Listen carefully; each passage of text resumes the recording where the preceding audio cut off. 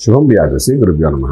మిథున రాశి వారికి ఏప్రిల్ 1వ తారీఖు నుండి 15వ తారీఖు వరకు ఏ విధంగా ఉన్న విషయాన్ని మనం విశేషం తెలుసుకోవడం ప్రయత్నం చేద్దాం.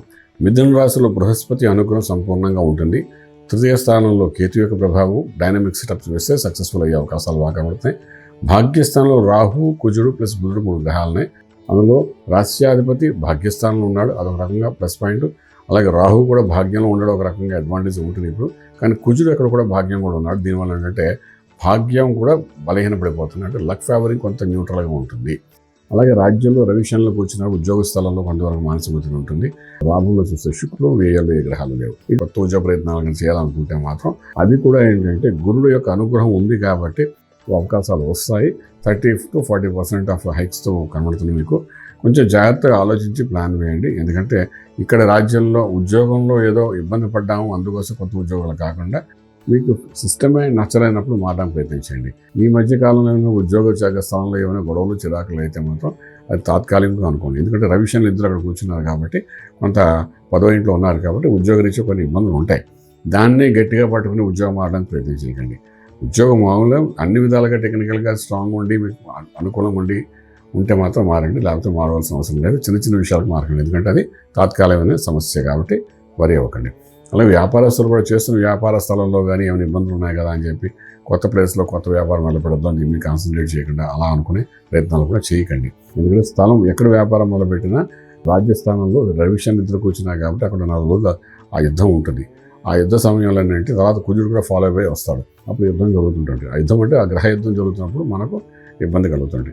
అలా కలిగినప్పుడు దాన్ని ఏదో పర్మనెంట్గా అనుకుని బాధపడకండి. టెంపరీ ఇష్యూ కొంచెం న్యూట్రల్గా ఉంటే బాగుంటుంది. ఇంపోర్ట్ ఎక్స్పోర్ట్ వ్యాపారాలు న్యూట్రల్గా ఉంటాయి. విదేశాలకు వెళ్ళి చదువుకోవాలనుకున్న విద్యార్థులకు చాలా అనుకూలంగా ఉంది. ప్రయత్నం లోపల అక్కడ చేయండి.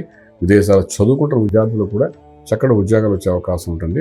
ప్రయత్నం లోపంగా చేసుకోండి. అలాగే విదేశాలకు వెళ్ళి సెటిల్ అవ్వాలనుకుని మాత్రం ఇప్పుడు ప్రయత్నం చేయకండి. ఇక ఇంపోర్ట్ ఎక్స్పోర్ట్ వ్యాపారం న్యూట్రల్గా ఉంటే ట్రేడింగ్ చేసేటప్పుడు లక్కీ నెంబర్ 5 మీకు పాజిటివ్గా కలుగుతుంది. అలాగే film industry, pharma industry, food industry వాళ్ళకి మంచి హైక్స్ ఉన్నాయి.